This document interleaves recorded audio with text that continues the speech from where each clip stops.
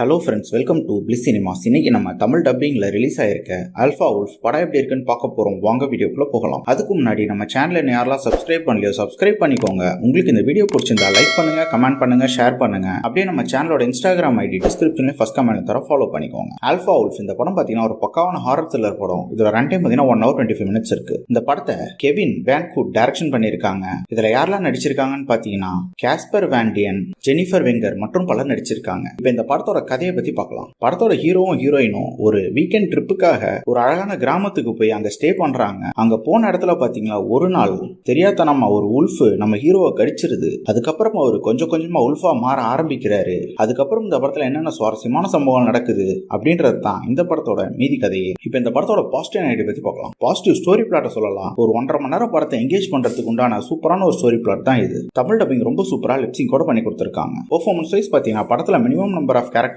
தான். குறிப்பா ஹீரோவும் ஹீரோயினும் தரமாவே பண்ணி கொடுத்திருக்காங்க. படத்துல ரொம்ப சூப்பரான ஒரு பெர்ஃபார்மன்ஸ்னே சொல்லலாம். மத்த எல்லாருமே ஒரு நீட்டான பெர்ஃபார்மன்ஸே கொடுத்திருக்காங்க. படத்துல நம்ம ஹீரோ உல்ஃபா மாறி வர சீன்லாம் ரொம்ப சூப்பராகவே இருக்கு. கண்டிப்பா அந்த சீன்ஸ் வரும்போதெல்லாம் நம்ம எங்கேஜ் ஆகிறோம்னே சொல்லலாம். படத்தோட சினிமாட்டோகிராஃபிலாம் ரொம்ப நீட்டா படத்துக்கு என்ன வேணுமோ அதை பக்காவா பண்ணி கொடுத்திருக்காங்க.